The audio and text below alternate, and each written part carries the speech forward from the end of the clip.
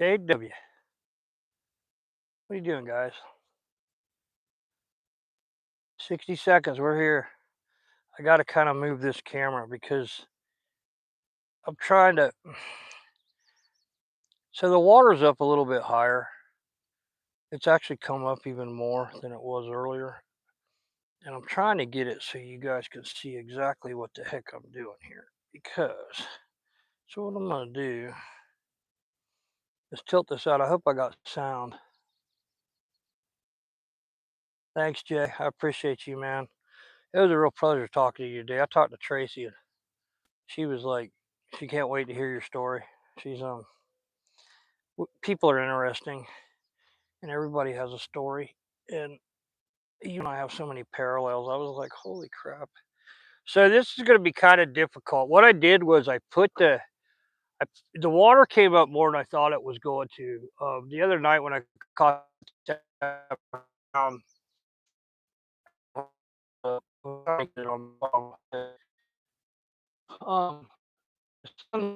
a mess. We got some cloud coming in, which is cool a little bit because it's hot today. It's like 90-something degrees out here, and this water's up. Like it's up higher than I've seen it in a while. It's not spring flood, up, but it's up. It's a little bit muddy. I put in the description what I'm using, and I don't know if you can go and see the description. Like I don't know how, you know what I'm saying? I don't know if you could go look at the description. I put everything I'm using and what I'm doing change. Like I said in that one video I did, I use the same lure. If they're not hitting it, they're not hitting. And I think what's going to happen with this water being up, we get a mayfly hatch and a June bug hatch, and there's all kinds of bugs that hatch right dark, and that brings all those trout up. And there'll be a bunch of rainbows hitting in here too, and cutthroats, and native cutthroats, so you can catch, and smallmouth bass. There's all kinds of stuff to catch right here in the hole. I'm literally only about 100 yards from camp. A lot of times we'll just walk down here. And there's a bunch of carp in here. There's a big old carp just jumped. My wife's texting me. She's having a large time teasing me about coming out here. So anyway, like I said, I'm not gonna. If I went to the other spot, as high as the water is, if I'm by myself and you get like swept downstream, you're going downstream. It's a 12-knot current right now. I mean, I don't know if y'all can see behind me there. Well, that's really ripping. But what I'm fishing is this is the main channel of the Snake River, the big Snake River that Evel Knievel jumped back in the day, the Snake River, the one that runs into the Columbia, Hell's Canyon, Snake River. We're about 2-3 miles from Firth, Idaho, near Idaho Falls on the eastern side. A lot of people come fish Henry's Fork, and I was going to fly fish, but the water's so high, as you can see, I'm going to wade right there off that point that's behind me because it's shallow right here. And I caught that big brown right there. That hole right there right now is about 18 foot deep. And so what happens is, and I'll shut up and go fishing, but what happens is it goes from upriver there, from up there, right there, it goes from, I don't know, about 4 foot deep to 6 foot to 8 foot. And then along this cut bank, there's a big hole here. And those fish, especially when it's hot like this, trout need oxygenated water. So what they'll do is they'll get a really deep hole because the water's colder down there. And so what I'm doing is fishing this hole. Now, right at dark or about 10 minutes before dark, or the other night, it was about a half hour. It depends on when the hatch happens. The mayflies will start coming off the water, and you'll start seeing a bunch of, hey, Joshua, how you doing, man?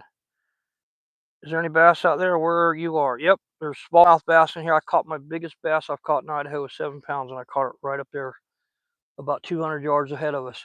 And they're right here in this hole too.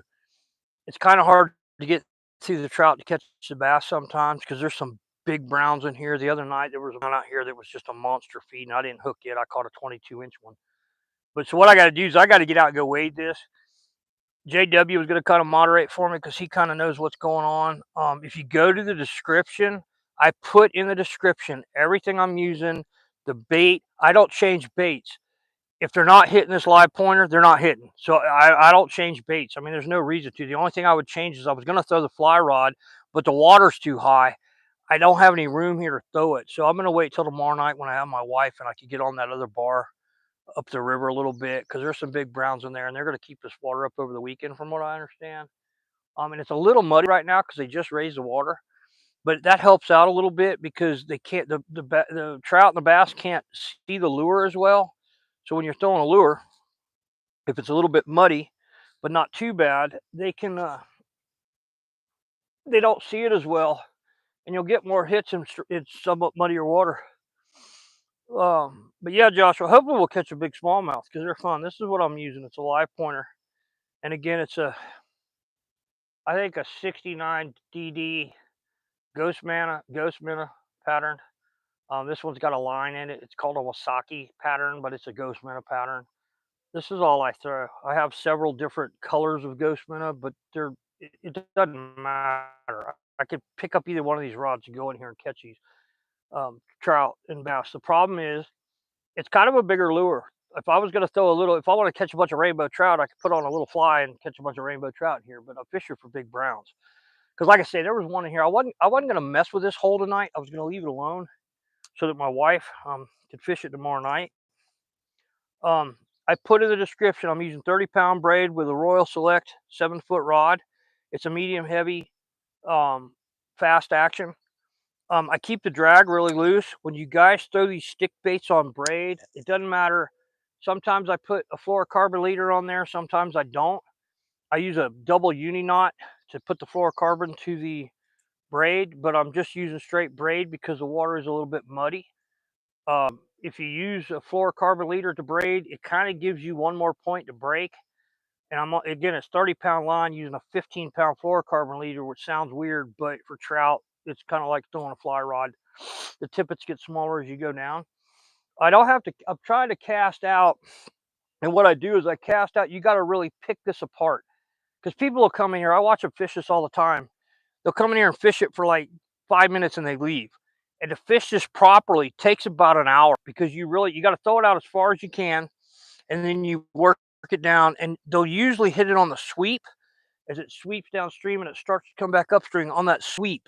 That's where they'll usually hit it. And then another place they'll hit it is right here, because where this bar I'm going to walk out on is, it drops off into 15 foot of water. So what those trout do is they come up and they pin the bait fish up against that bank, because the bait fish get stuck against the bank, just like when you're bank fishing. And they'll come up and hit. I caught that fish right at my feet. It wasn't 6 foot from me when it hit it. So I literally just lifted the rod tip. It wasn't really even a fight. I just kept its head out of the water so it couldn't get crazy and start jumping. But I'm going to get out there and start fishing. I cannot come back and just check these comments. So Jay was going to help me out with this. Jay, I appreciate it. When you get tired and you need to bail, I get it, man, because it's going to be late back there. And, you know, we can catch a fish now. We catch fish in here all the time. But right before dark is when they just come up and start slaying whatever happens to be hatching. And it's a huge. So I hope I got good sound. I'm going out here again. I'm going to be throwing up. It's hard for me to come back and look at the comments, but if you go to the description, it has everything in there that I'm using. And again, I'm not going to change it. So let's go see if we can't catch a big brown or rainbow or bass or something. I have 2 rods here. They both have basically the same lure on it. I do that because if one messes up, I don't mess around. I just grab another rod and start fishing. If I break one off, I grab another rod and start fishing. So I'm going to try and get this where y'all can see me, but I also want you to see what's going on, because watching my back ain't a whole lot of fun. Like and subscribe. Gene, I think it is. I got my contacts in, so it's also really hard for me to read without my reading glasses on. Yeah, Gene, thanks for joining, man. Hello. Let's go see if we can't catch a big trout, because they're in here. The other night, man, Wayne and I were down here and the trout just started going nuts and he couldn't catch one. And so I told him. He cast it around for about an hour or about 40 minutes, and he finally was like, "Oh, I can't catch these things." I said, "Give me my rod." And I think I made 8 casts and kicked his butt and caught that big trout. I hope I still have sound. And since I don't have, there's a current going through here too. Normally this bar is dry. So I hope you guys can still see what I'm doing. And again, I'm going to get out on this bar. And I don't use a net because nets are really hard on the fish. And the boats go around a little bit too. It's just this is what I got. That's why I need my wife, because it helps. Also, make sure you always wear glasses when you're fishing. I had a good friend lose an eye because a sinker in Alaska came back and smacked him when he was halibut fishing. And I asked him, why did you not have your glasses on? And he said, I had just handed them to my wife for her to clean them off. The other thing that's going on here, there's a big eddy right here. So the main channel's there, the main flow's right here, and then it's got an eddy here, and it's kicking water into this slough and filling this slough up because they're dumping some water. So hopefully, if I fish through this eddy, I usually get a hit right on this.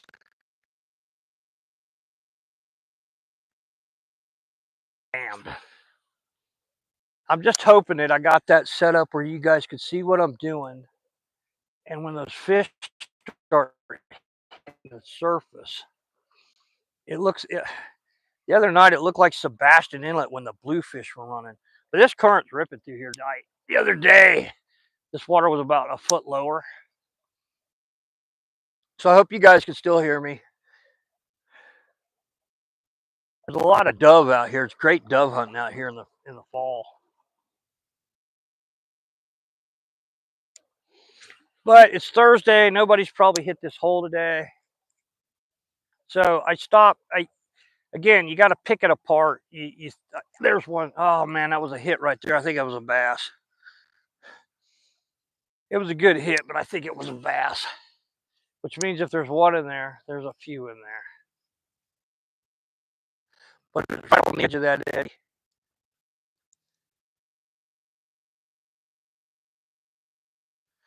Well, I don't use a net. Nets are really hard on fish. I mean, catfish and stuff, it's not so bad, but on these trout, I just get them back to the boat. And I'm sure the boat's going to be drifting, which might help. But, well, that's pretty good. Third cast and got a pretty good hit. So hopefully these fish will cooperate. I was going to start at 8, but I didn't want to be too late because it gets later and I'll get out back east and there's a hit. There's a fish. Ah, little trout. Those rainbow trout. That's a little rainbow. Those rainbow trout have really soft mouths. And so it's really kind of, you got to be really gentle with them.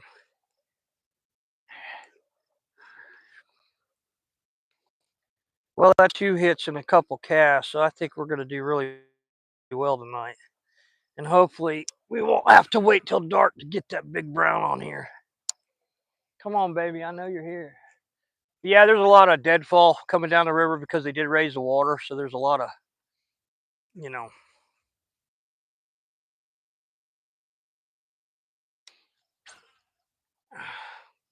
There's also a log, a big tree hanging out right off that point that comes out. And a lot of times there'll be fish right behind that because it creates a break that they can get into and get out of the current.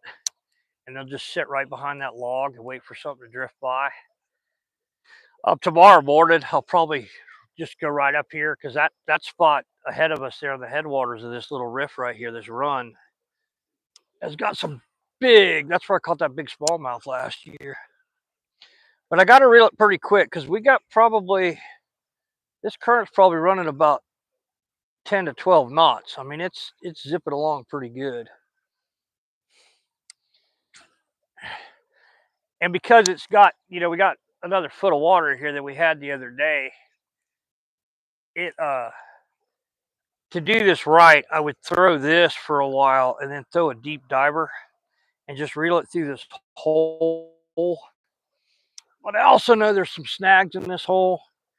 And since this bait is, this lure's $18, I try not to lose them. That's why I use braid, because I could just pull the braid off. JW, the possum wrestler, professional possum wrestler, said that the best thing to do is get one of those cameras I could strap to my chest, and that's probably a good idea. So we might look into that.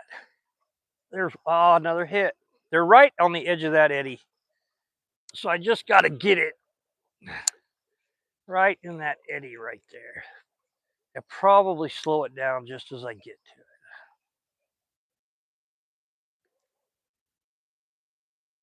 But yeah, here, if I slip and fall in, I'm going to get sucked back into hunting camp. So that's not a big deal. And you can see I'm switching my rod tip up. It's because I got to get that bait down. Because in this current, it'll just kind of stay on the surface. And then when it catches this other channel, this other body, this other water going this way, I got to change it to keep that bait working correctly.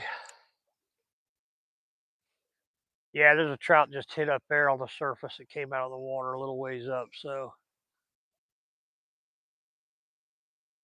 these rainbows are hard to catch on these. The big rainbows aren't hard to catch on these things because they'll devour it. But a little rainbow, like that one there that I took to jump, was probably only about 12 inches long. I got to figure out a way to get these rainbows. Catch them, get them to JW. Maybe freeze them and FedEx them like I used to do fish boxes in Alaska. I hope that sun's not in y'all's eyes. I know it's a beautiful sunset. We have beautiful sunsets out here. The other night when I caught that big brown, it was just pretty. It was a nice night. It's nice tonight. This water's not too cold. The water temperature is about 70 degrees. I'm throwing a live pointer, ghost minnow pattern, 30-pound braid. And I want to kind of just stop it with when you fish these, they've got ball bearings in them. So when you stop it in still water, the head of the lure will come up. So it looks like an injured bait fish. That's usually when you get your hit. But in this current, it's really hard to get that kind of action. And so I'll fish up, up along this riff, and then I'll throw down and see if I can catch one on that sweep.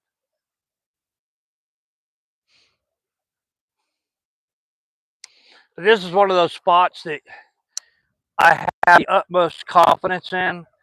And I could stand here for 2 hours and not worry about not catching a fish because it'll eventually happen. But when it does, it's usually a good one, especially the later it gets.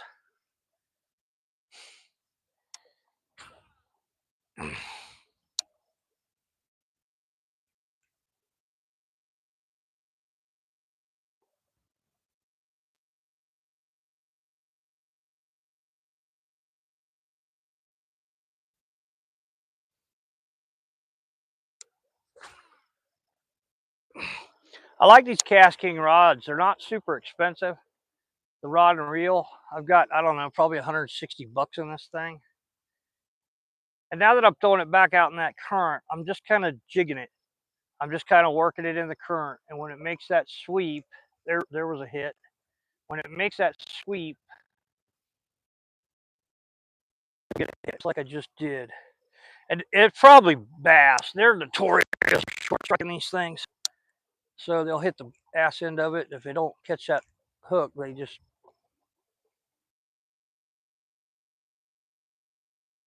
There's one. That's a good fish. There you go. Come on, baby.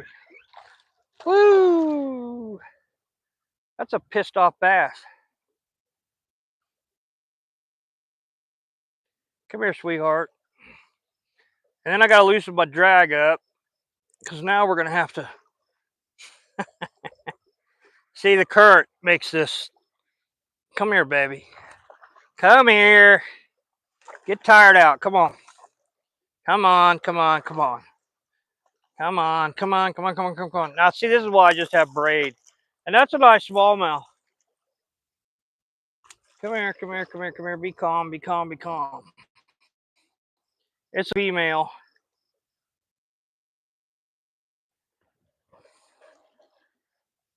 This is a problem. It's too deep for me to... I can't just walk through that right now. It's got too much water in it. I'll go up to my neck. But I tell you what, I might need the pliers for this gal. Oh no, there we go. Come on, sweetheart. There you go. I could do this without busting my ass. If this were a trout, I would not do this because bass are pretty tough.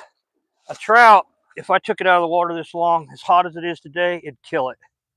But a bass, these smallies in here are very, very healthy.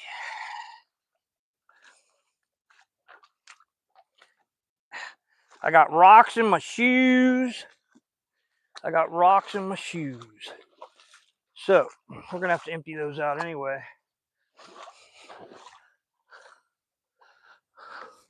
Boom. Smallmouth. That fish is about, like Alexander, it'd be legal. It's 14 inches. I know you guys can't see it very well. But again, I have to get these rocks out of my shoes anyway, because boy, that hurts. Especially old man feet, man. And I need to check and see if, can you guys hear me, I hope, when I'm out there? Thanks, Robert, appreciate it. See, pretty little Snake River smallmouth.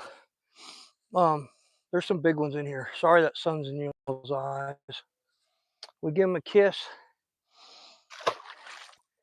And there she goes, she's good. See, that's the only thing about doing it this way. I hope y'all could see that all right, because it's, again, I can't even hardly see the thing looking back here. And it's hard to read. If he falls to the water, we'll crack up laughing big. I would too, man. That's my sister. She's always, she was never mean to me growing up though. Why are you being mean now? At least here, if I fall in, I'm not gonna end up in American Falls Reservoir. But man, them rocks hurt. It ain't like Florida where you get sand trying to get you all out of the sun. Those rocks hurt. What are you doing up so late, sis? Robert, thanks, man. I appreciate it. Y'all like and subscribe. I know Jay's telling you that. We're going to have a fun weekend. Get the wife out here. Of course, the sun's going to come back out. I'm going to try and turn you guys so you haven't got that sun in you. There's just no way to do this right. That's why I didn't go to that other bar, because the water's so high that, let me go clean these shoes out. I'm an old man. Be patient with me. Well, at least we're not skunked. But that's not what we're after. Any fish is a good fish, but it's a lot more fun to catch some big browns, because, man, they fight like crazy. But I think if I catch one, it's going to be hell getting it in. Now, normally, if I was fishing a tournament, I would retie. But it's 30-pound braid. It was a smallmouth, so I think we're good. Again, be patient. Cleaning these rocks off my feet. Holy crap.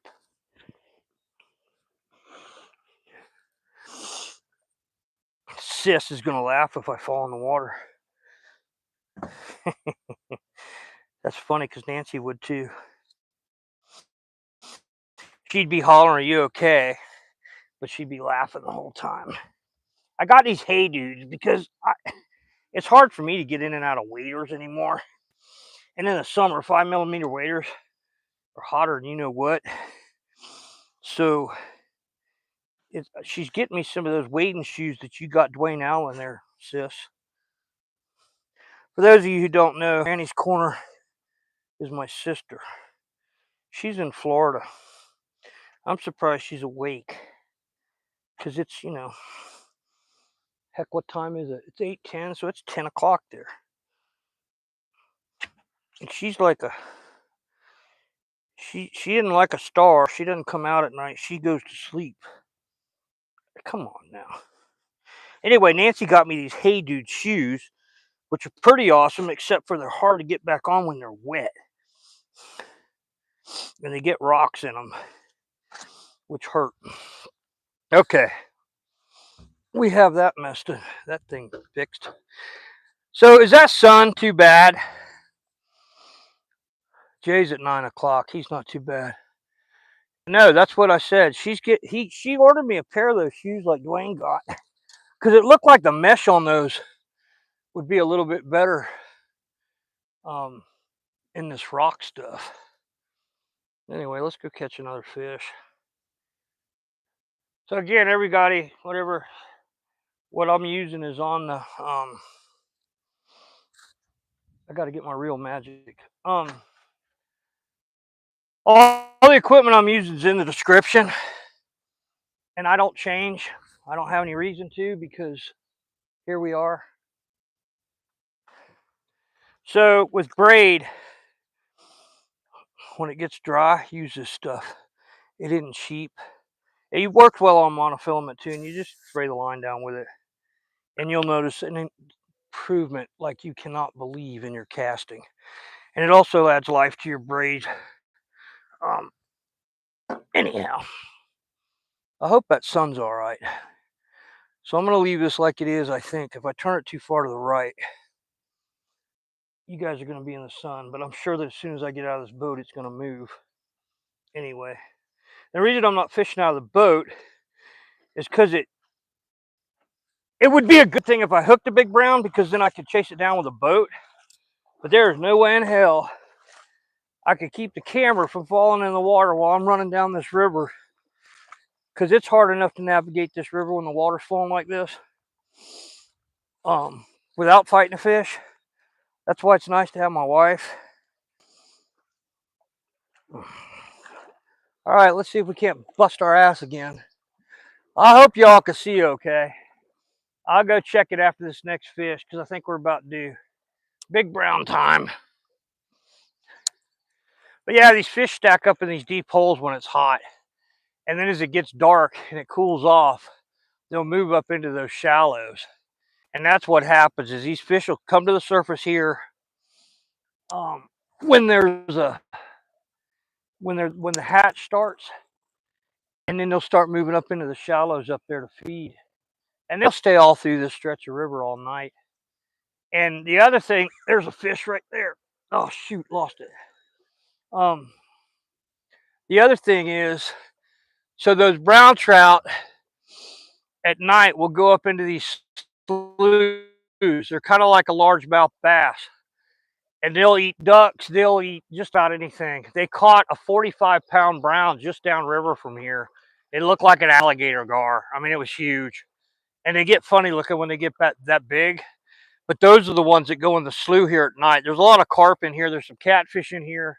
There's smallmouth bass, largemouth bass, rainbow trout, Yellowstone cutthroat trout, and big brown trout.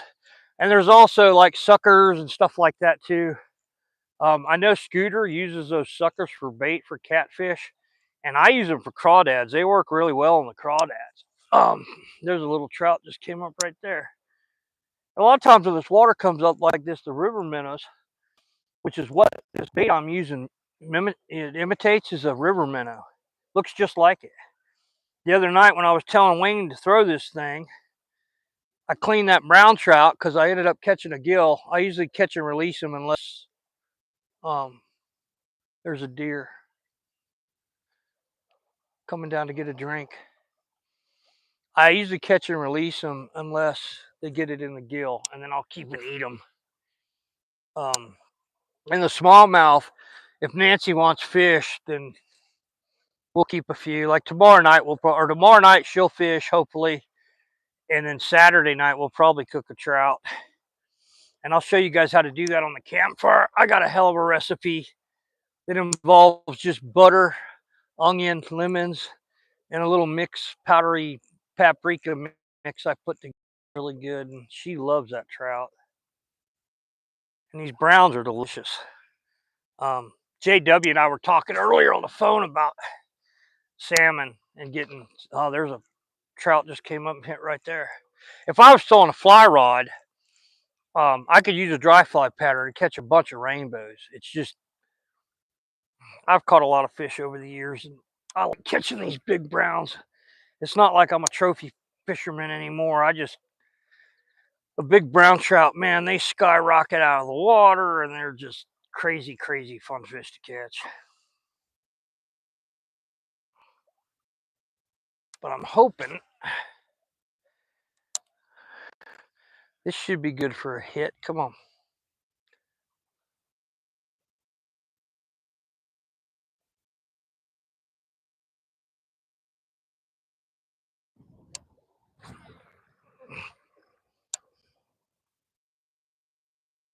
And again, when I throw it with the current, so it's drifting back, I don't I let it bounce.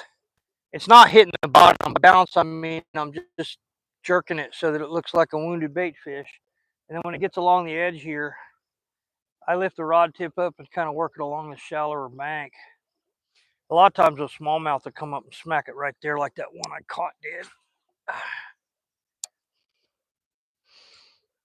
I think my wife was supposed to be on here tonight. I think she's getting ready to take a shower. Oh shit, there was a hit. It's funny that smallmouth, this is a learning curve for me with this smallmouth stuff because I'm used to catching largemouth my whole life till I moved out here to Idaho. Was largemouth fishing, and if you get a hit from one of those and they miss it and they don't get a hook in them, you can usually get them to come back and smack it again. These smallmouth will short strike it, and then they just don't care.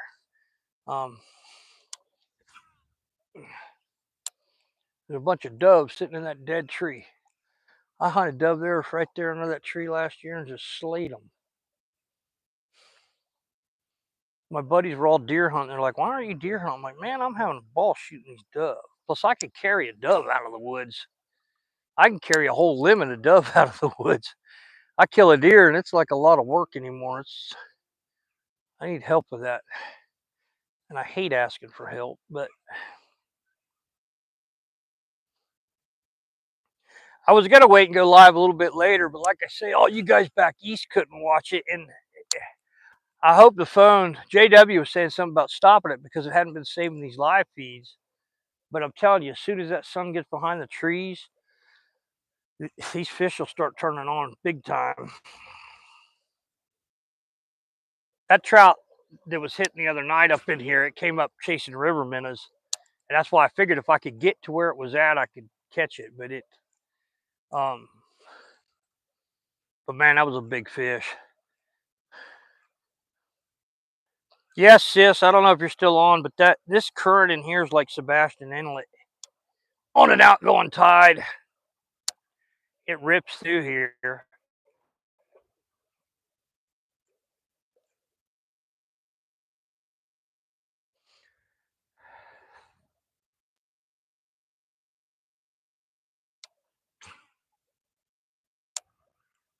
Try along that eddy where I had that trout hit earlier.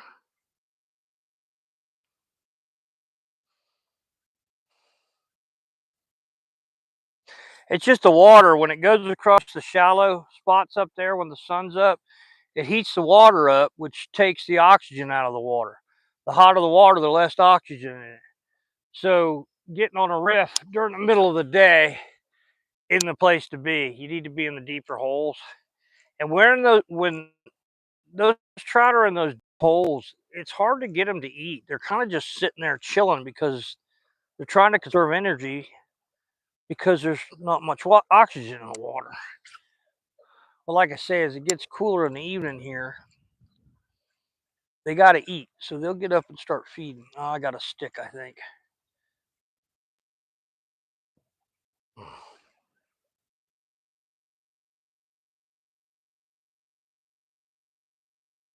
There's a fish just hit out there. I've caught some big carp here too on this thing. And when you hook one of those, 15-pound carp in this current, man, let me tell you what. I've sat there and fought those things for 45 minutes trying to get them in. Usually the hook straightens out because it's just hard to pull them against this current. But again, live pointer. It's a 4.5-inch minnow. I can't throw a fly rod here because I don't know, the boat's turning now. You gotta probably see all the bank. It's got a whole bunch of crap on it that And roll casting here, I can't roll cast across this anymore. I used to be able to roll cast very well, but I'm too old now. I got to double haul that thing. So our deer's just standing down there being groovy. He must have, I can't tell, I think it's a doe. She must have just walked right by camp. She's standing right there next to where I parked the boat.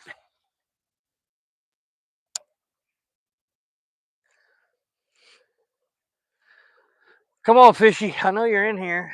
I didn't catch the only one in this hole.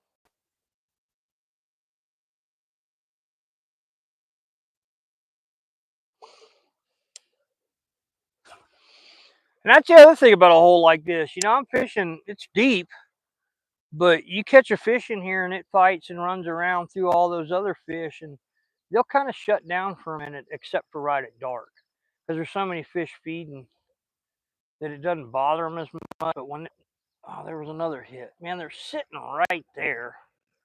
Let's try this. Let's try working it right back to where I keep getting those hits. There's probably a stack of smallmouth sitting there. I'm pretty sure that's a bass. Because when a brown hits this thing, man, they destroy it. It's like a freight train hitting it.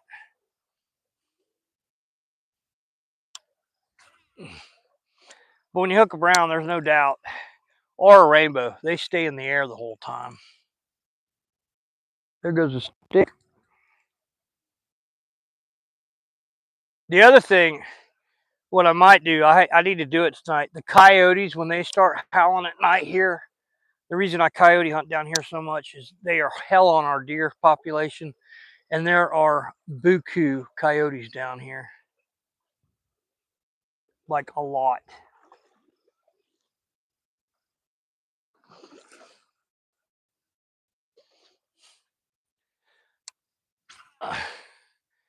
Had to get out of that current, man. It's filling my shoes up with rocks.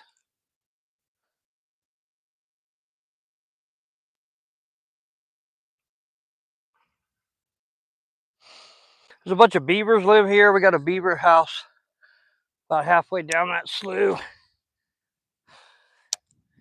And when they have their kits out, the kits are real interested in the boat. They'll come up and hang out. And I hope y'all could see me. It looks like that boat's turned quite a bit.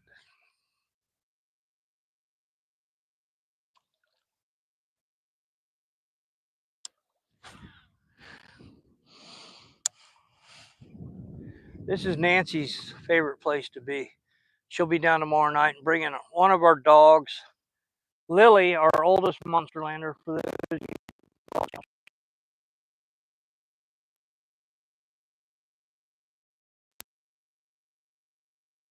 about it, but she's getting old and this might be her last trip down here, and she loves coming down here. She chases butterflies and grasshoppers, and she quit chasing birds a couple of years ago when she got too old. I told Nancy, instead of putting her in the kennel, why don't we take her with us and put Seth on. There's some little bit of grass. That's the other thing, when the water kicks up in here and they dump water, and the water's coming out of Palisades Reservoir. If you guys go to a map of Idaho, go to eastern Idaho next to Yellowstone National Park and Jackson Hole, you'll see Palisades Reservoir. That's where all this water comes from. Most of this water. Some of it comes from up near Henry's Fork, up near, wouldn't be Yellowstone Lake. I forgot what the name of the lake is up there. Henry's Lake's one of them, but there's another one. That's where this water's coming from. But come on, babies. I know you're in here. I see a lot of people be, oh, we need to change lures. We need to change. Nah. Keep throwing this. Because when it happens, it's worth it. There we go. Come on. If that sun will get behind those clouds, that'll help. Come on, baby. Because like I say, these trout do not like hot water. They don't like 70-degree water. Sounds nice. It's nice on my ankles. But let me tell you what. Trout don't like 70-degree water. They like 55-degree water. It's oxygenated. It carries a lot of bait, a lot of stuff for them to eat. And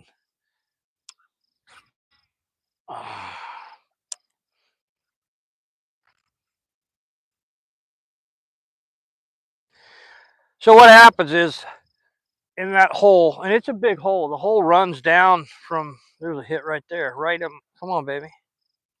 The hole runs down a pretty good ways. So those fish will kind of, I've watched them when the water's low. They'll just kind of cruise around in here. And you can see these huge trout and they won't hit anything. Because the water's super clear and they're not going to eat till dark. But they just cruise around in here. And what happens is they'll decide to eat, and then one of them will hop up against this edge here and take a swipe at this thing. You just have to have it at the right place at the right time.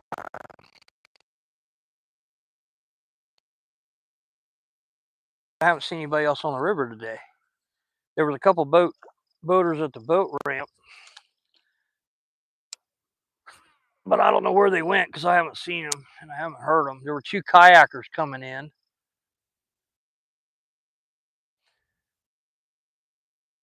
But yeah, like and subscribe. Check out the other fishing channels that are on here, man. We got a good group of people. I wish I had time to watch everybody because it's just fun. Everybody's so friendly and it's a good bunch of people. I mean, when a troll or somebody gets in there and starts getting all nasty, they kick them right off. And so it's a really good group.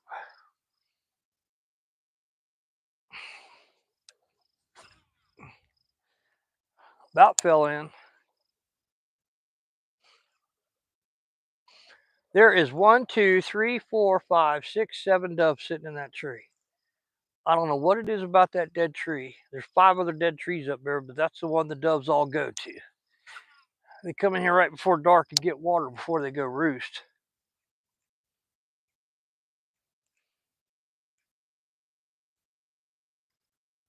Picked up grass or something like it. There it goes.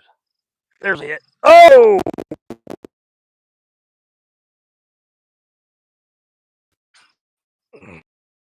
The reason that it's hard to get a hook set is because I'm using braid and I've got this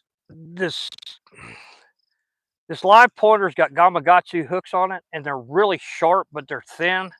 And if you got the drag too tight, it'll rip it right out of their mouth. So I have to keep the drag real loose and set the hook and then tighten the hook up. And again, like I've got the drag pretty loose here. Probably could tighten it. There we go. Boy, there was a there, probably a carp, but let's see. Maybe it'll hit this thing.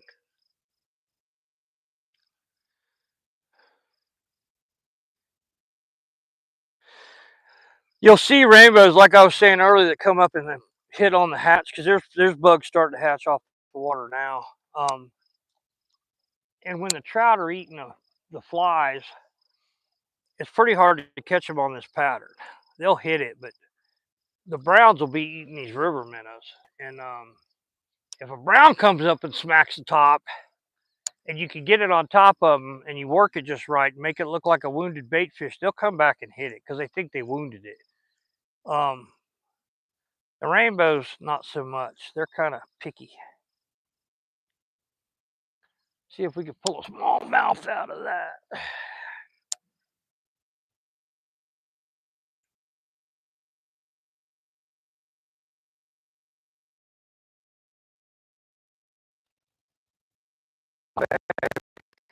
In here. And the sun went behind the clouds.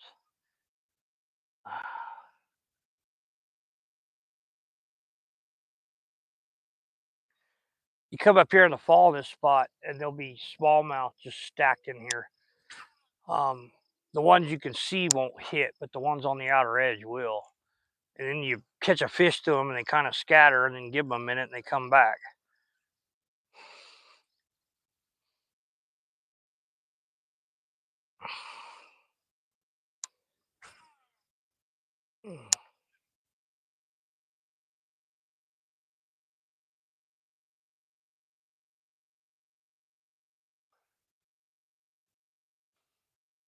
It's setting up for a beautiful sunset, I can tell you that. We have some gore. That picture that's on my profile when you look at Radar's Bush Camp, that sunset, that's down here in the fall. They get fire red. They're just absolutely gorgeous sunsets. Now there's like 12 dove in that tree. And my deer left.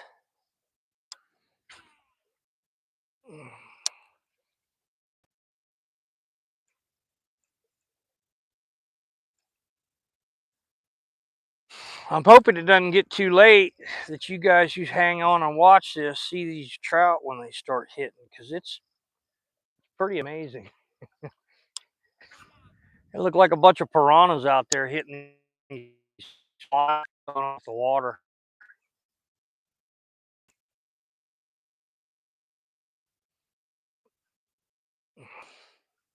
I think the boat's drifting around.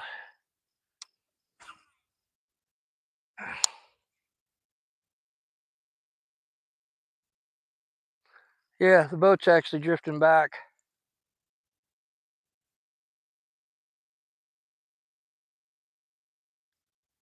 Let me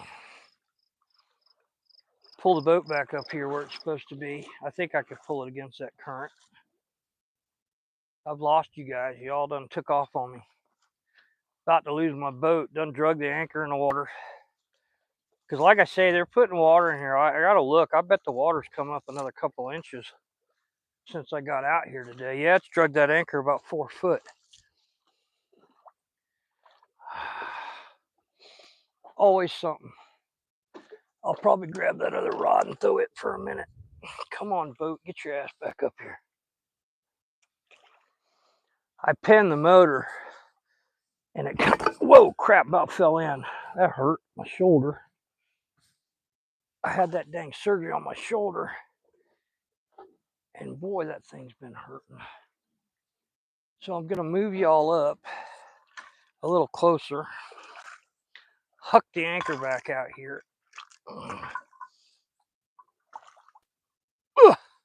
Over that log. There we are. Let's see how that looks.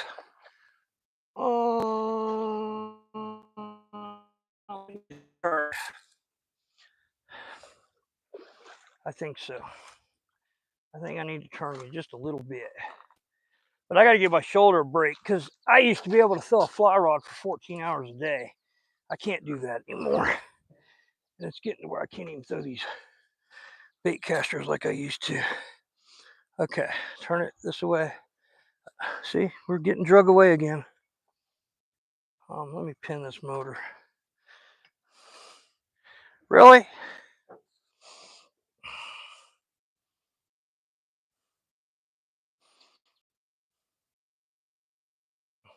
Welcome to my world. Hey y'all, Granny. Thanks, sis, for hanging out. I know it's late. Jerry, hello. Hope you're doing well tonight. Caden, how you doing, man? JW, I hope you're still with me. If you're not, I understand. You guys were fishing for big brown trout. It's a little early. I caught one smallmouth. Lost a rainbow that was about 12 inches long. Had a couple other smallmouth hit. I could tell by the way they hit. I was just kind of coming back to pin this boat because it was taking off on me. I was about to lose you guys, and I don't want to walk back to camp.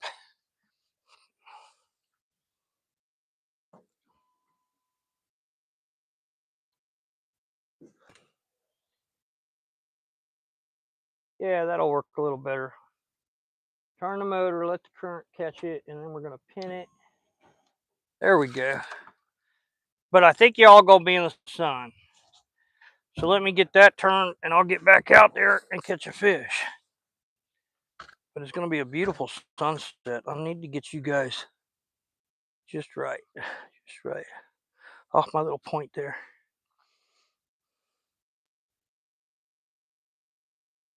I just want you to see what I'm doing. I mean, watching somebody's back getting a whole lot of fun. So if the boat will stay where it's at here, I'm getting so old I can't just jump off the boat like I used to. Ugh. So I'm still throwing the same bait. I just changed rods. This one's got fluorocarbon leader on it. I tied it on there. It's 30-pound braid. 15-pound, 30-pound braid, 15-pound fluorocarbon leader. And sometimes, if it's really clear, I swear by a fluorocarbon leader. But it's not really clear right now. And the problem with the fluorocarbon leader is you have another knot that has a, you have another weak point. Especially with these big browns, man, they hit this thing and they roll up in it.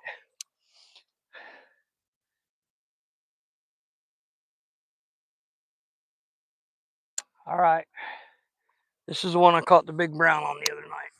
So let's get to it, boys and girls. This reel's about wore out. It's making all kinds of racket. Braid is very, very hard on equipment because braid does not stretch. That's why it's so great for top water. But when you set the hook, I feel it all the way into my arms.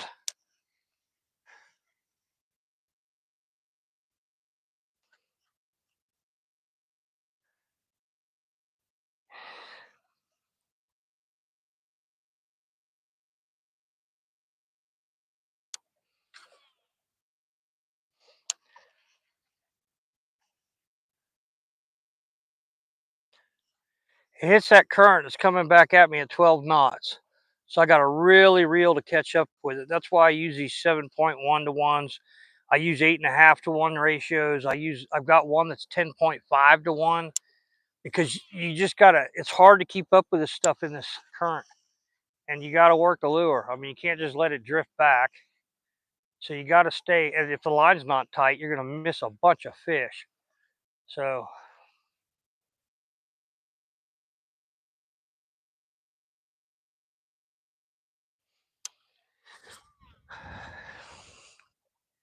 like I said, I could put on a fly or a smaller bait and catch a bunch of little fish, but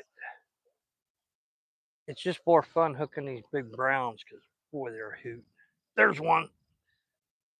It doesn't look like it knows like there. Big bass. That's a good bass, guys. Loosen the drag up a little bit. These things are fun. I gotta get it. She came out of the water. I don't know if y'all saw that. She's not happy. She's like, damn it. I was just trying to eat her minnow, and now I got a face full of metal, plastic. That's a big bass. I'll be damned, huh? Big old blackback smallmouth. Come here, baby. She's only hooked through the lip with one hook. And now she's in that current. I got to get her head up. Come on, come on, come on, come on, come on. Come here, sweetheart. I hope I don't lose her right here. This is why you wear sunglasses, because if that thing let go right there, that would suck. Come here, girlfriend. Be calm, be calm, be calm. Good girl. This is why bass are fun to catch, because they don't get all crazy like a trout does. A trout just goes absolutely nuts. And they roll, and they get the line all wrapped around them, and then you're trying to... I know y'all probably can't see me. I'm just trying to get this hook out so I don't get hooked walking back to the boat. Yeah, it's a nice bass. It's probably 3.5 pound bass. She's healthy and she's happy. Well, she ain't happy right now. Dark fish. She probably was... There's a lot of rock ledges right here where I'm fishing. And she's probably been hanging out under the rock ledge. And I think you guys will be able to see this from the water. Bass. That's a nice fish. See, next to my head. I'm not big on holding fish out. I kind of like to hold them next to my head so you can actually see how big they are, instead of doing this so it looks like some big monster. That's still a nice bass. Like, if Nancy were here, she'd probably want to eat that thing, because that thing would be delicious in this cold water. These freshwater fish, these white fish, the white meated fish in this cold water. See, I don't know if y'all can see that. That's actually a pretty picture. Look at that sunset. All right, baby. Go grow up and get big. I want an 8-pounder. You come back and see me in a year or two. There she goes. Yeah. Again, I can't hardly see these things. And I don't want to move the phone. Oh boy. I am sweet talking all the ladies. That's why I catch so many of these bass. They love me. Some of them don't like it. They're like, I'm going to kiss the wrong one day, and I'm going to end up in a lawsuit. So for those of you who just joined, it's a live pointer. What I'm using and all the equipment's in the description. It's just a ghost minnow pattern. That's all I throw down here. I don't tell a lot of people about this because you could come out here and catch a limit of fish. So that's 2 smallmouth. I lost a rainbow. And again, we're after brown trout. That's not going to happen for another few minutes probably. It could happen anytime, but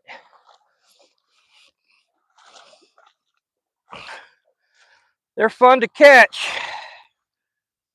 I'm just a bass fisherman at heart. I love catching trout. I've caught she fish in Alaska and bonefish in the Bahamas and bonefish in Belize and tarpon in Costa Rica and marlin in Mexico. But I sure love catching a bass because they don't quit. And you saw the fight that thing's got, especially in this current, man. I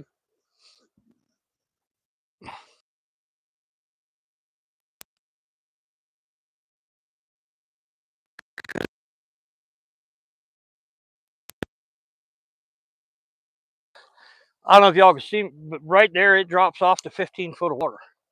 So you got a current out there. It's bringing bait fish and stuff by.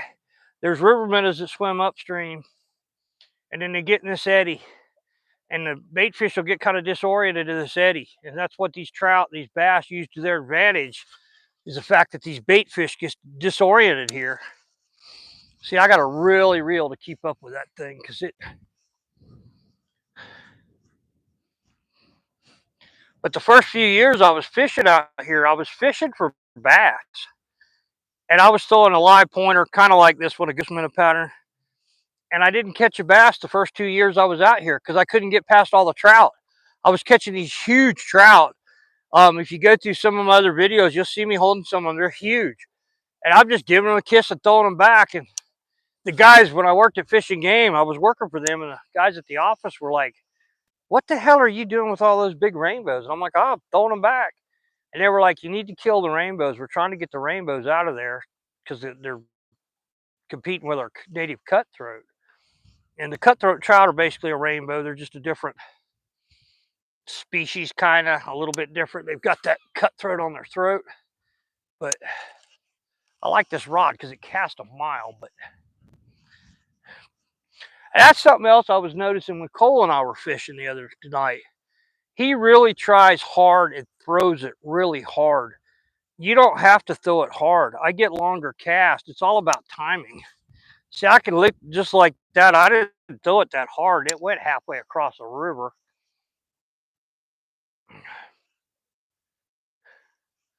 That ought to be good for another bass. This reel's making all kinds of racket. I think I done wore this thing out because I have caught some big fish on this.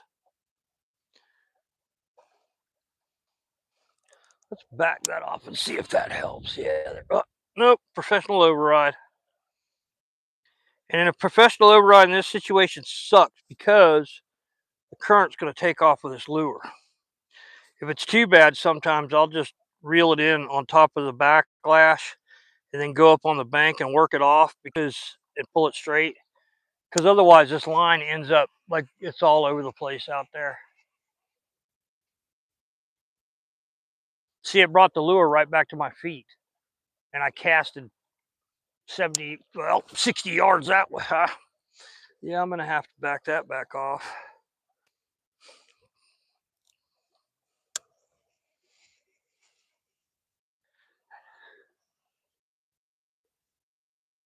Beautiful sunset.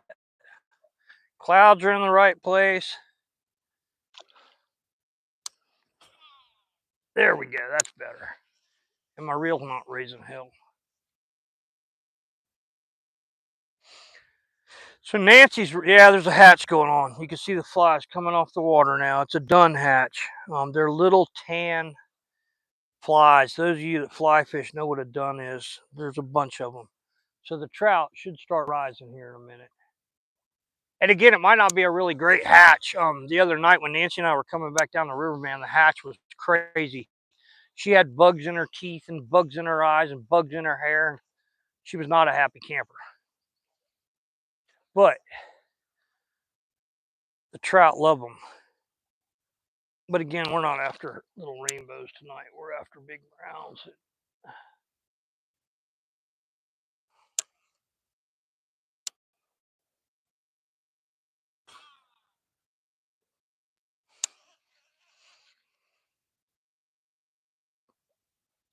For those of you guys hanging out, I appreciate it. I know it's kind of, when it's kind of slow like this,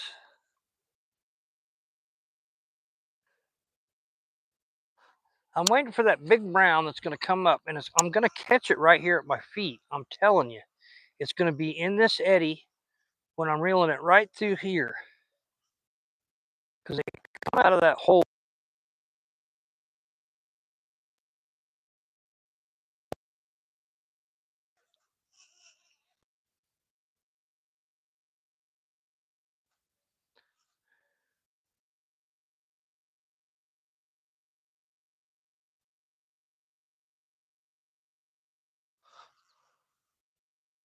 See if we can catch another smallmouth back here.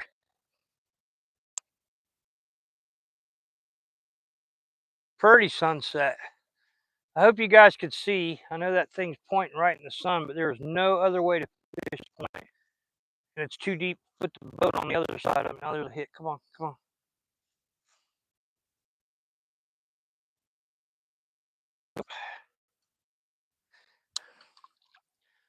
That may have been, thought I had some grass on there, but nope, that must have been a hit.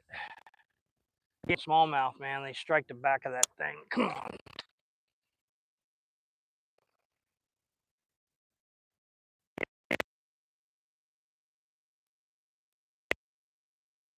They're coming down to feed on this hatch. So hopefully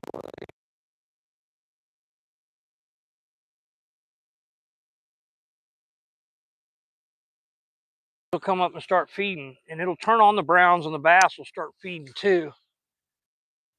It's kind of like at the inlet in Sebastian, or man, there's a bunch of dove in that tree now. 1, 2, 3, 4, 16 dove in that tree.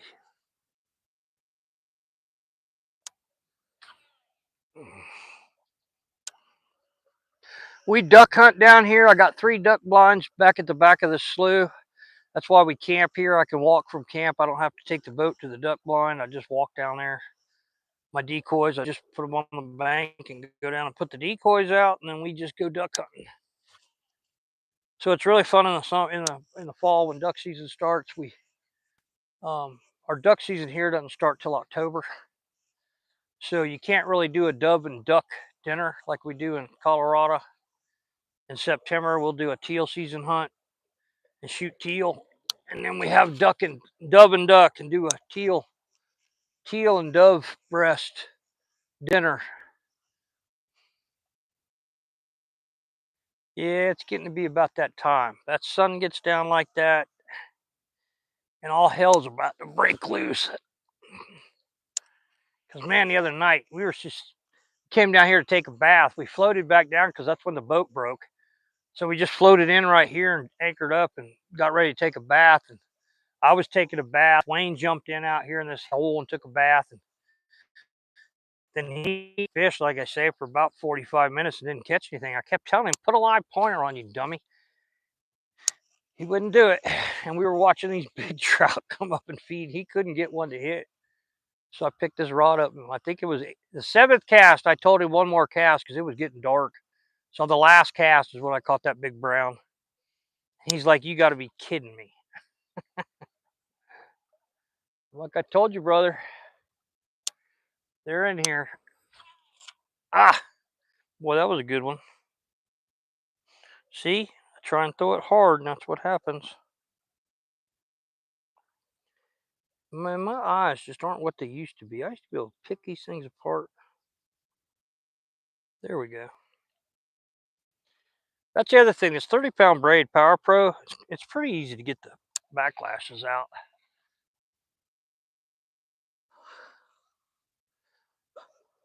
And if I'm by myself and nobody's been running around, as it gets darker, I could throw back towards you guys. And then where I'm standing in this eddy, the fish come up and get in this eddy, and they'll wait for stuff to come over this bar, because where the boat's sitting, where you guys are at, it's about 7 foot deep there right now. I mean, I haven't thrown back there because I've been traipsing around, but there might be a fish sitting there. I don't know. Let's see. Nope.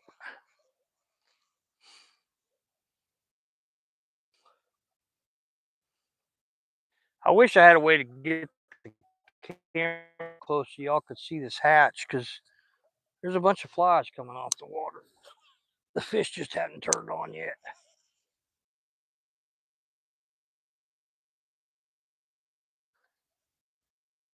So we're on the Snake River near Firth, Idaho, about 10 miles from Idaho Falls. And I'm literally about a mile from I-15. It's not that far to the interstate over there. But not a lot of people float this section. There's a lot more people now, but this is not one of the best. I don't want to say it's one of the best fishing sections, but it doesn't get hit hard because everybody likes to go up to Henry's Fork. Boy, that's going to be a pretty sunset.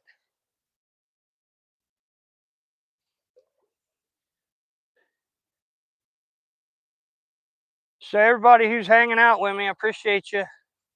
I appreciate all our fishing buddies and our fishing channels. I appreciate everybody who helps push this channel. Ashley B and Scooter and JW and Granny's Corner, and you guys are all awesome. PR Fishing, Small Water Charters in Florida.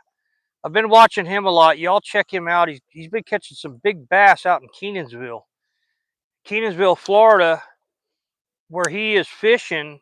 Used to be an orange grove. There's a bunch of orange groves out there that used to belong to Y River Ranch.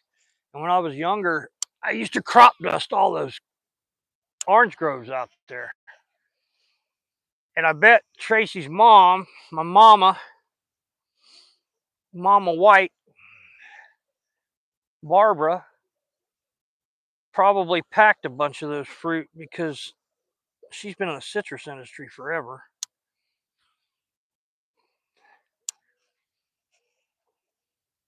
Boy, you got to really reel to catch up with that thing when it hits that current till you get it to the edge of that eddy. And sometimes they'll smack it as soon as it comes out of that main current. But most of the times those trout will kind of chase it up to pin it up against this bar, like I said, and they end up hitting it right at your feet. But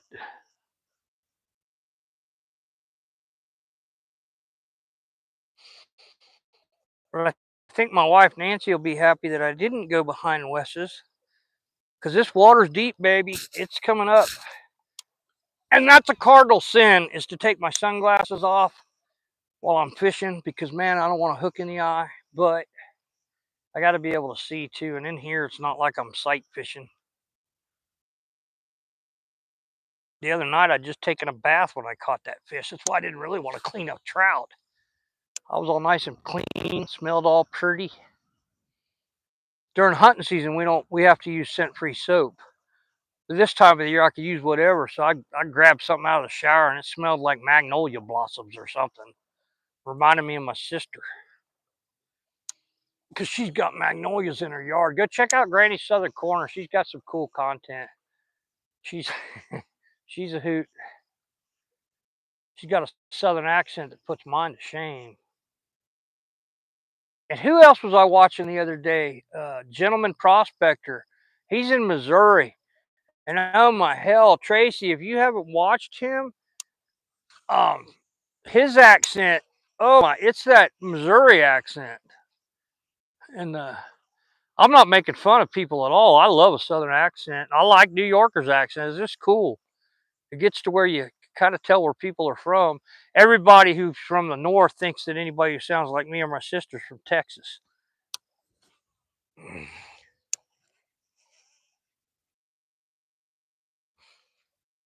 Truth be known, this is actually easier to fish when the water's down just a little bit. There was a hit. Come on, baby. Oh, yeah, we're about to fall in the water. Um, because again, this water's come up a foot since we were out here last weekend on even Sunday, and with it coming up a foot, the current's really picked up. But so it makes it a little tougher to fish because you can't. You got another foot of water, so it's think about the spatial aspect of that. You got another foot of water to work through, so you're not getting your bait as deep, and you just got to fish harder. And by harder, I mean you got to really pick it apart because the trout will not move. The browns will move up and go up in the sloughs and stuff, and then they come back into this deep hole. But the rainbows and the browns during the day, they won't move but a couple feet. If you put a lure in front of them, they'll eat it. But for the most part, yeah, that hatch is kicking in now. Got flies everywhere. Little pretty done flies. Um, so if I were fly fishing, I know what these are. But if you don't know what they are, you catch one of them, and then you take a fly that you have in your fly box and you match it. And that's how you catch these big rainbows on a fly rod. And you can catch a big brown on them too. Whoops, that was a misfire. We call that a professional override in the bass fishing tournament industry.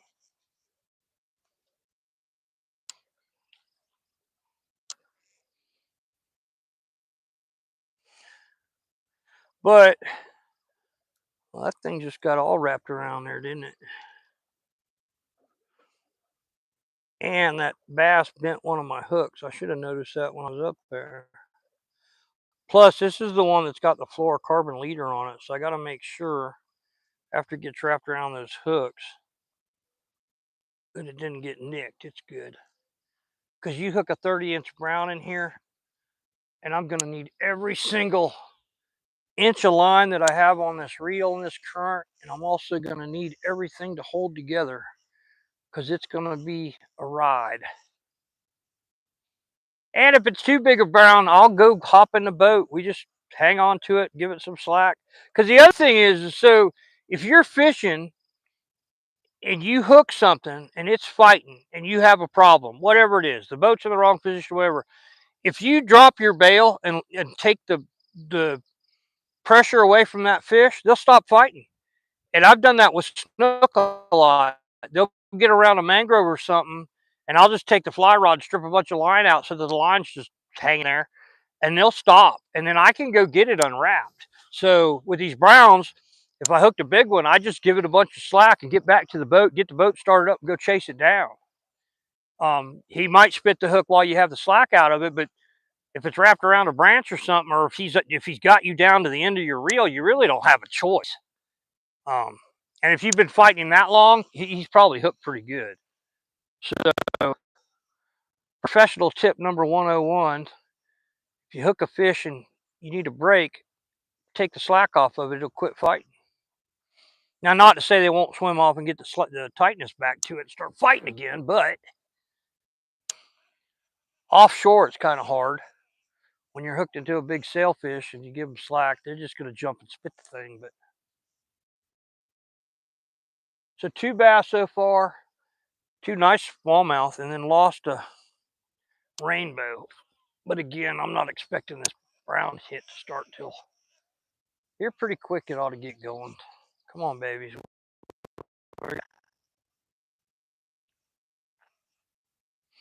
And I was going to leave this hole alone tonight so that my wife could come fish it tomorrow, but I haven't put a dent in anything in here, so.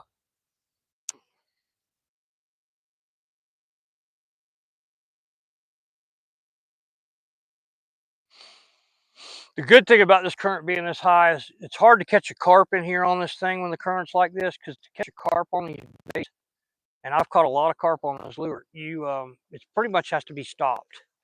Like, I'm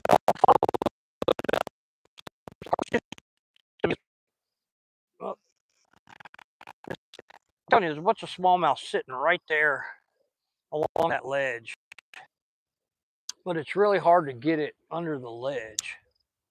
Let's try this. Lift the rod tip up and just work it a little shallower and see if we can get one to come up and smack it.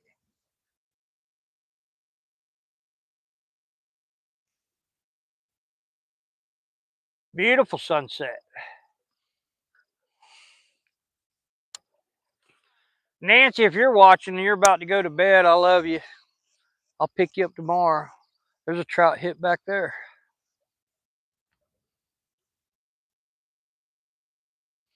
And the water's up, honey, so it ain't going to be no problem to come get you. I'm picking up grass because with this current being up like this, it's washing all kinds of stuff down. And I just hope they don't dump another foot of water in here, because that's going to make this hard to fish. All of this gets hard to fish. When it gets about, I go by, there's a bunch of different, along the Snake River, because of the irrigation and the way they run this water, there's a bunch of different gauging stations along here. And so what happens is there's a fish right there. Let's see if we can catch that one. And the gauging station shows that it's 3.6 foot. 3.6 foot is perfect to fish behind Wes's. That's when I catch those big browns. Any lower than that, it's a little too shallow. And any higher than that, when it gets about 4 foot, it's running through there too quick. This right here is actually a little bit higher than I like it, but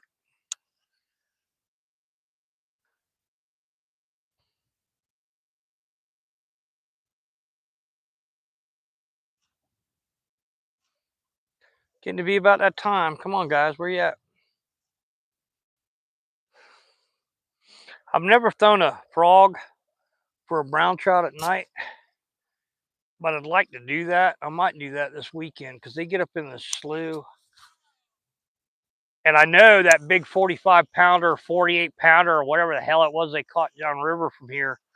Um, it was right above American Falls Reservoir.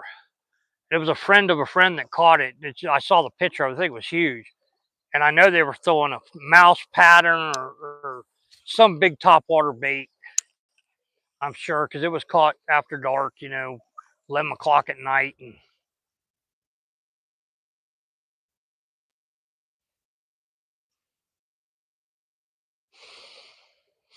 but one thing, you have to have confidence in all of your equipment. You have to have confidence in your bait, and you have to have confidence in your spot. Because if you don't, you're not going to stay there and fish it for any length of time. And I was saying earlier in this feed that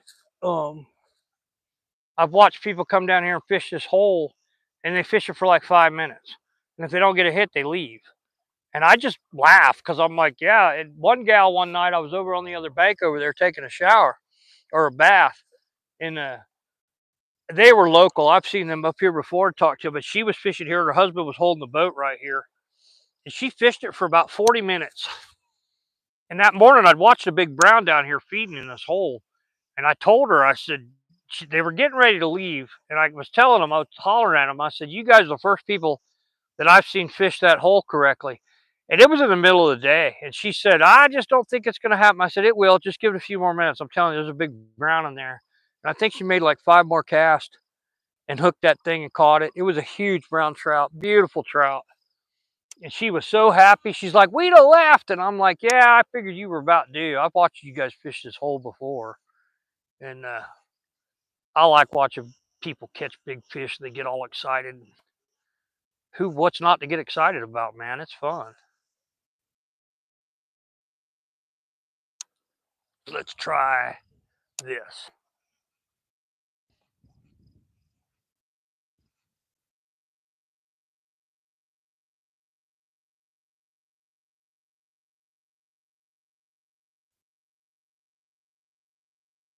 Nope.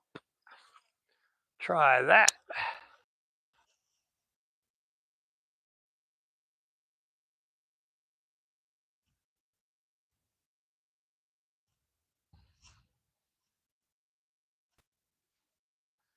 I just waiting for that hit because, man, they hit it like a freight train. I mean, just boom. Smallmouth in here hit it pretty hard too. The big ones, when they finally decide to eat it, boy, they'll destroy it. But again, if you go to the description, all the equipment I'm using, and I'm gonna start posting it like that. So, because usually when I'm fishing, I can't just run back to the phone. I could see there's some people chatting, and I appreciate it. Like and subscribe. We'll be out here all weekend. I'll be out by myself in the morning. I'll probably run up behind Wes's tomorrow. Here comes a duck. That's a wood duck. Wood duck. Wood duck. I asked Siri the other day, how much wood would a woodchuck chuck if a woodchuck could chuck wood? And she said, how much ground would a groundhog hog if a groundhog could ground hog? Or hog ground or something.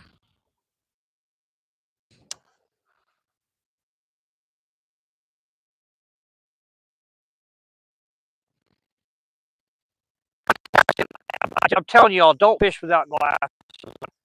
You'll lose an eye. I've had friends lose the guy, like I say, a buddy of mine, Greg London, lost his eye in Alaska. It's gotten so dark. It's getting darker. It doesn't look like it to y'all. You can see the sun's going down. And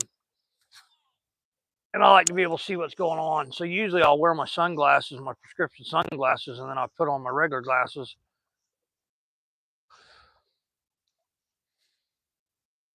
Yeah, I'm not seeing the feed going on that went on the other night about this time, but that doesn't mean they're not here.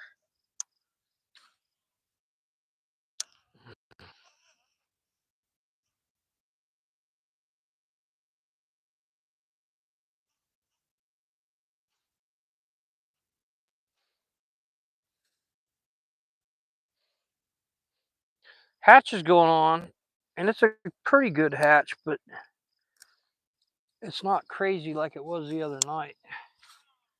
Plus, that was on the full moon, too. A couple days after the full moon. I think it was the second day after a full moon. There's some fish hitting up there. Maybe this will get going. Come on, guys. We got to catch one more. We need that big brown. I know my shoulder's going to be hurting tomorrow.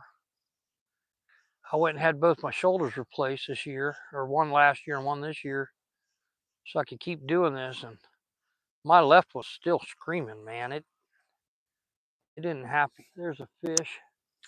Where you at? I heard it. This is why the other reason I don't use. A lot of people ask why radio in my boat, like for music, or why I don't play my phone, and put a speaker in there. I like to hear what's going.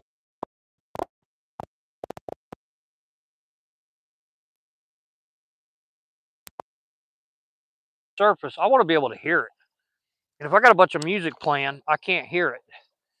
And I might not be able to pinpoint exactly where it is in this current, but I got a pretty good idea. It's kind of like bass fishing in Florida. I don't want a radio on the boat. I can hear those big bass hitting, and then I can go find their butt. But I don't know. Tonight might not be the night.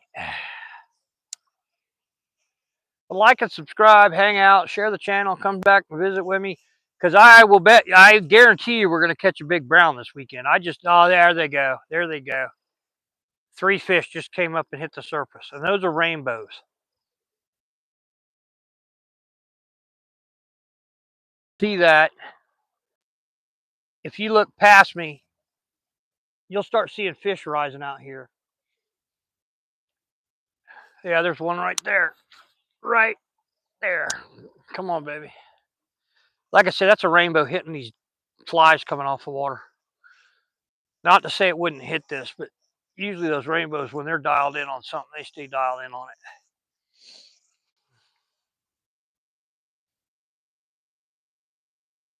it. I've been fishing my whole life. I'm the kid that snuck out of the house. JW and I were talking tonight about getting our butts whipped when we were kids, and that was my butt whip. I'd sneak out of the house in 2nd grade, sneak out my bedroom window. My dad got mad because he's like, "Why don't you just go out the front door?" I'm like, "Because I don't want to wake you up." The cops would bring me home, drop me off. Oh, there's a big fish just hit right there in that. Oh, that's probably a rainbow. I'm gonna get out a little bit further on this. All right, baby, there it is. It's right in your lap. Come on. Could be bass too. The smallmouth up and hit these flies too. Because what happens is you got, the flies. It's not just the rainbows that are eating these dun that are coming off the water. The river minnows eat them. So the river minnows will start going after these duns. They'll come up to hit the flies. And see, there's a whole mess of them here. I know y'all can't see them, but there's a whole mess of duns that just came off the water that hatched. And those river minnows will come up and eat the dun flies or the hatch that's going on. Well, that distracts them from paying attention to predators. And so the predator fish, the browns and the rainbows and the smallmouth, will come up and eat the river minnows while they're eating the hatch of the flies that are coming off the water. So, I mean, just because a hatch is happening, the rainbows and the flies doesn't mean it's getting to be brown trout time. Big browns, the big ones, those big giant ones that look like alligators in the water. Those guys, after dark or right at dark, and they're just, oh, there was a hit. They're just not, man, they're right in that spot, but they keep short striking. And those are bass. I'd bet on it. I'd bet the farm on the fact that those are smallmouth bass. If my sister's still up, I'm surprised, and thanks for hanging out. If you're not, I don't blame you. I know it's late back home.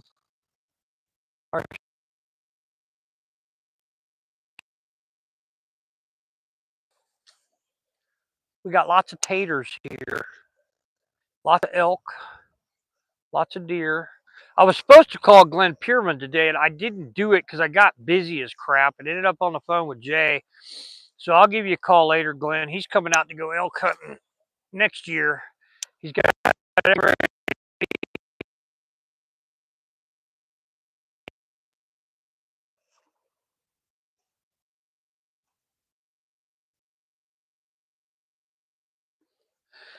I just had a big old rock climb up my leg and go down into my shoe.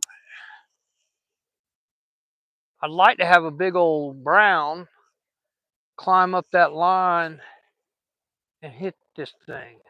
Come on, baby. I know you're in here.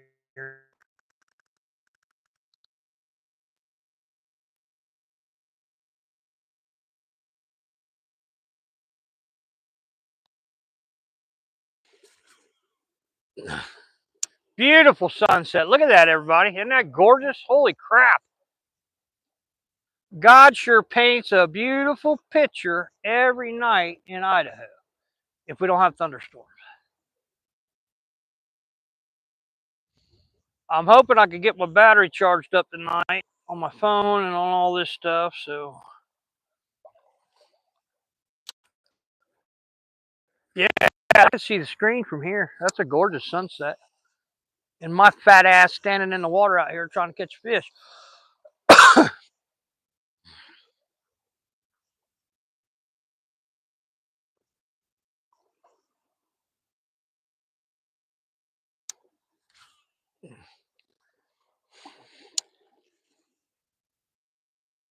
There goes a big great blue heron. We got a whole bunch of eagles that hang out here, bald eagles and golden eagles. Um, there's white-tailed deer down here. There's mountain lions down here. There's a lot of coyotes. There's no bears down here. There's wolves that come through in the fall. Grass. All right, this is the cast.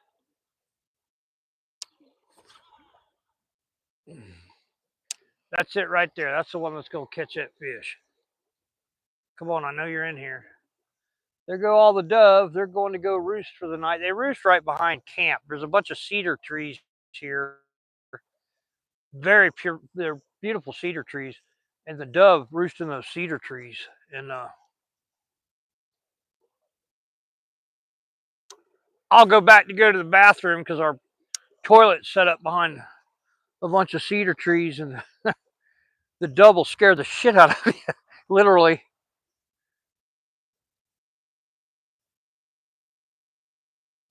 Man, it's getting to be that time.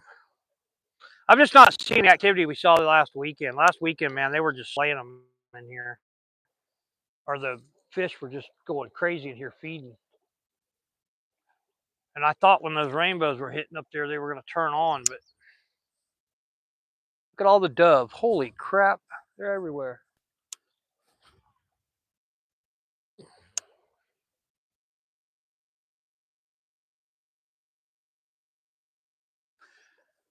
But those big browns, like I say, they'll follow this bait right up to my feet against this rock I'm sitting on, and they'll knock the crap out of it. And usually we catch them right there. When you get a hit with a brown trout, it's usually right here at my feet.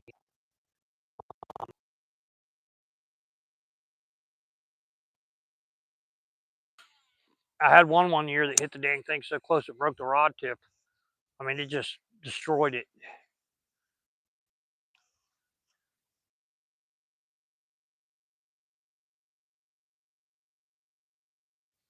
Yeah, we might have done better on the trout at my other location. What the hell did I pick up there? Grass. Thought it was somebody's line.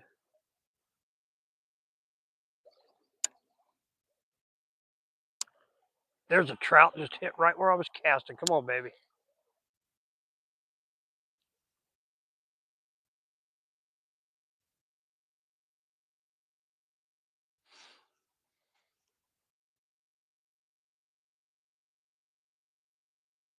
Beautiful sunset. Pretty evening in Idaho. It was a little breezy today, which actually was nice because it was so hot. That breeze helped keep it cool, a little cooler, but it still was like 97 degrees, I think. They had one of those warnings that said don't go outside and do strenuous activity. There's a robin. I hear her. I don't see her. Man, there's fish hitting in that slough. There's one right there. Those are rainbows. They're coming out of the water hitting those flies. Yep, rainbows. And again, this is a big bait for these little rainbows. That one I hooked that little 12-incher earlier. There comes some ducks. Ducks. Whack, whack, whack. Oh no, those are wood ducks. They don't go whack, whack. They whistle. Man, those fish are just right here.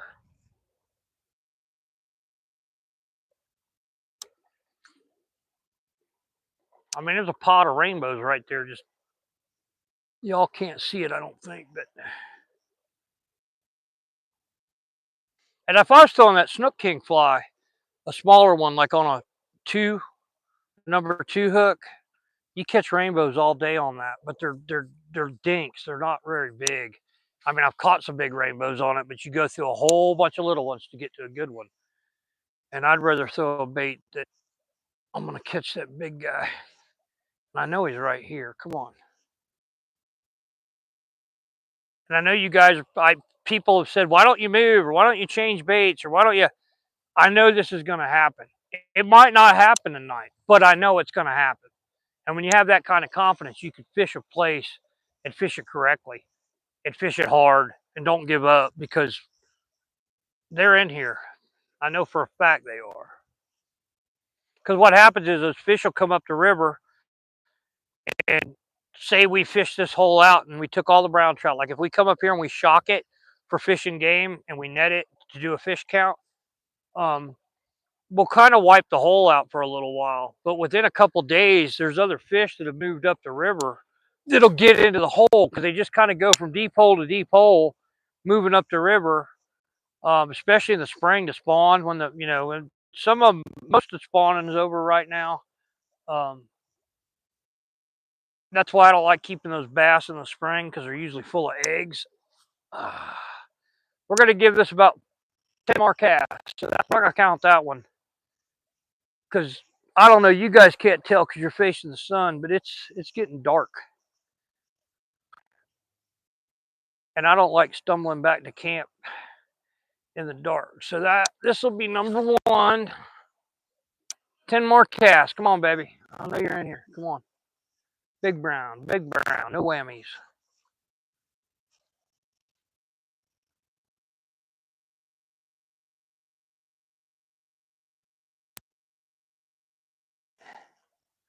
Little old hurt, getting swept down the current.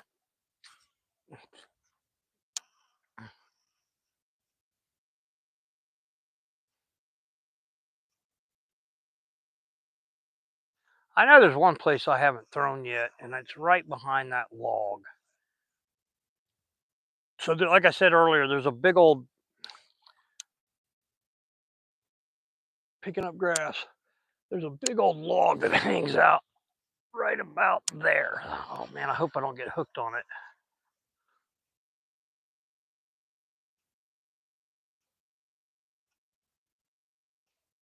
That's 2. Got 8 more casts.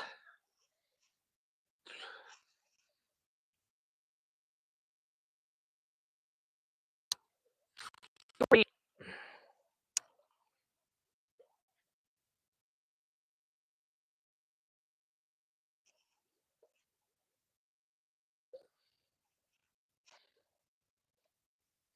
Damn, that's a good fish right there. Tomorrow night I probably need to get the doggone fly rod out. That's 3. 4. Come on.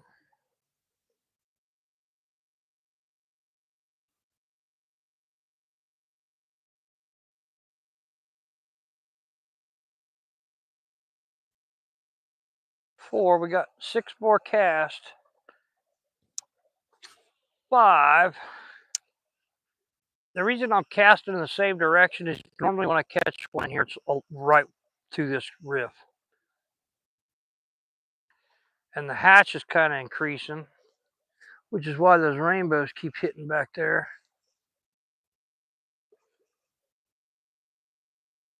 Of course, I had to pick up a stick on that cast. I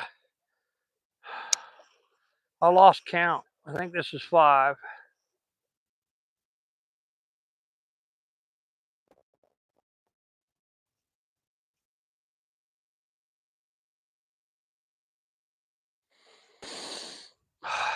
Come on, baby. Picking up grass. That don't help. Come on. Go do your job. All you got to do is catch a fish. 1 big brown trout. 6.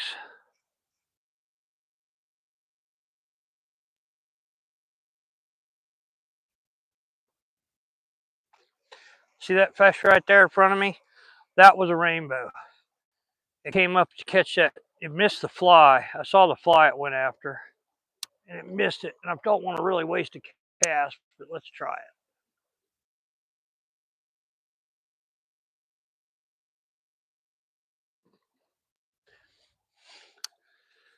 it. 7.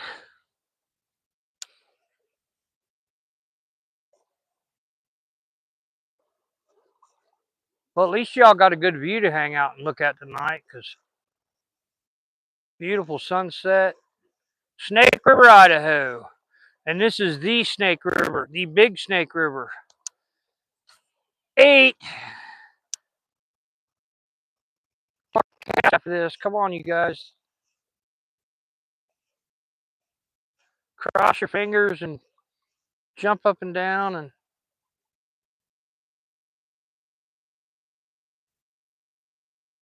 there go the coyotes. I have 2 more casts. I'm going to keep my mouth shut so y'all can hear these coyotes, because they're about to get going. And when they get going, it's crazy loud.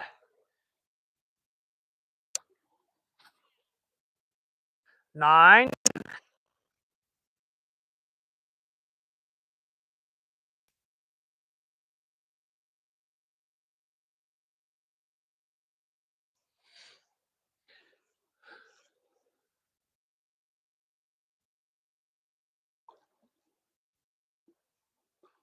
Last cast, everybody.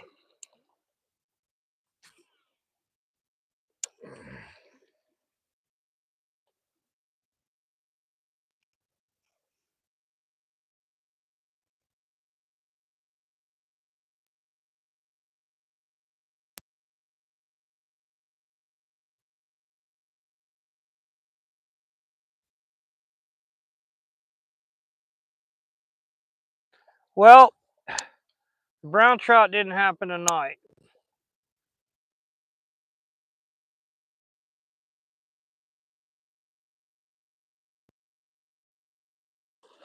Respectable any place. And the hatch is really going. There's flies all over right here. Whoa. It's hard to walk when you got rocks in your shoes. Man, these things hurt. I told my wife, man, these hay dudes are comfortable to wear, like up on the bank and stuff, but they pick up rocks. The rocks are crazy, crazy, crazy. How many rocks get in your shoes? So anyhow, I will say this: we only caught 2 fish, which is kind of slow for down here, but we had water. The water. Whoops! Can't even get in the damn boat. The water came up about a foot. So, like I say, they're dumping water, which changes the whole aspect of this. So let me see who all's here. Jay, you still there? Sasquatch bear. I wonder. I'm gonna turn this up so I can read this. Sasquatch, a lady one. Jay, thank you. It looks really light, but it's not. I mean, it's. If I turn it a little bit, you'll see it's getting dark. It's a beautiful sunset. You see, it's getting dark. And I mean, if if Nancy were here, we fish a little longer, but I don't want to wear myself out either. And I had to get these dang shoes off, man, because it is full. It's full of gravel. And it hurts. Like, look at all that. My feet are covered in gravel. Ah, those little rocks, the ones that really hurt. So, let me see. Jay's present. I can't believe you're still up, dude. Thanks for hanging out with me, brother. I appreciate you. Sis, thanks. I know you're tired.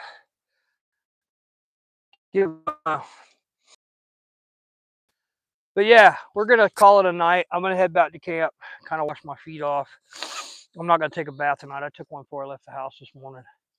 So I'll go get in my little tent and get on my nice air mattress, and I sleep like a baby out here. I like tent camping as long as it's set up for us. But I really appreciate you guys hanging out. Thank you. Like and subscribe. Come back tomorrow. I'll probably get up in the morning and head up behind Wes's and see if we can't catch some trout back there with this water being up. And then, man, I smacked the heck out of my shin on that boat. And I love my hard aluminum boat, but boy, it's a hard aluminum boat. Anyway, Jay, it was really good talking to you today. I appreciate you. You're a gentleman and a scholar, and I really do appreciate all the help you give me. Sis, you're the best. Love you. For everybody who's hanging out, like and subscribe. Appreciate you. We'll be on the Snake River tomorrow morning, tomorrow night, all the way through Sunday. So, like I said, I came up a day early so I could fish up here before everybody hit it, because there'll be some people in the river this weekend. The weather's supposed to be beautiful. It's supposed to be hot, so there'll be a lot of people floating. Well, my battery's about dead. I actually timed that about right. Let me see. Do I like fried chicken? Lego Camper always asks me that. Do I like fried chicken? Of course we like fried chicken. With this accent? Are you kidding me? Jay, watching you and talking to your mom and sister. You're fishing through the Rock River tonight.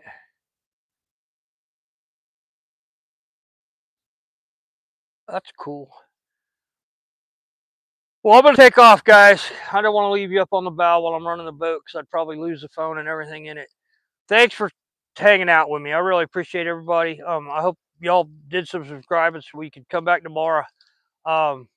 it'll probably be about 8 o'clock my time. We don't get up too early. I mean, I don't mind getting up early. I'm up at 4, and I run this river after dark. I'm one of the few people that'll run it. The guys at the office, everybody in Idaho gives me static about it. They're like, I can't believe you run that river after dark.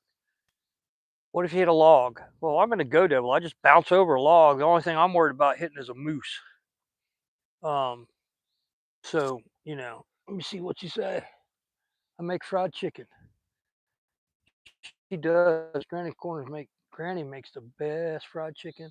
Jay, again, appreciate you. Sis, have a good evening. For those of you still hanging out, we're done for the night. It's been a wonderful day. I got back into camp again today. Tonight I was just kind of fishing here close to camp. Tomorrow night I'll run up the river. I'll do some videos tomorrow that I'll post to the river. We'll probably see some moose. There's a whole bunch of moose and calves and stuff out here. That's why I haven't been. I usually have my firearm on. I'm not too worried about it right here, but when I start traipsing around out there, I usually carry a weapon because I don't want to have to shoot a cow moose, but they're pretty nasty when they have calves. So anyway, y'all have a good evening. Everybody get some sleep, and I hope to see y'all tomorrow. Come back and go fishing. We'll catch a brown trout this weekend. I guarantee it. So 2 nice bass, 1 rainbow that we lost, that we jumped, and a couple other hits that were probably smallmouth that short striked it.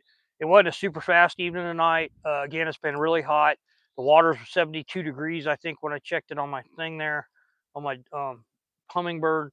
So it's kind of warm for trout, but as they dump more water, it'll cool off overnight tonight a little bit, and hopefully it won't be too high tomorrow. I don't want to wake up my boat be down the river. So that's the other reason I want to get back before it gets too dark so I can make sure I got it secured. But anyway, you guys have a wonderful evening. Jay, thank you, dude. I can't say thank you enough to that guy. He's in Illinois. He's got kind of the same back problems I got, so he understands some of the pain that we have. But anyway, y'all have a wonderful evening. Get some rest. We'll see you guys tomorrow. Make sure you come up and hang out with me tomorrow. Take care. I love you guys. God bless you, and God bless America. Look at that. Look at that sunset. How about I let y'all watch that sunset for a minute while I put these rods away, and then I'll just shut the phone off. So good night. Y'all have a good evening. That's a beautiful sunset.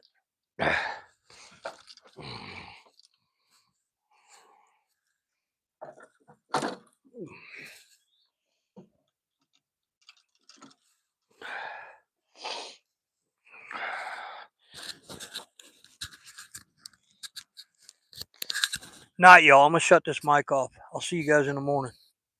But enjoy that sunset.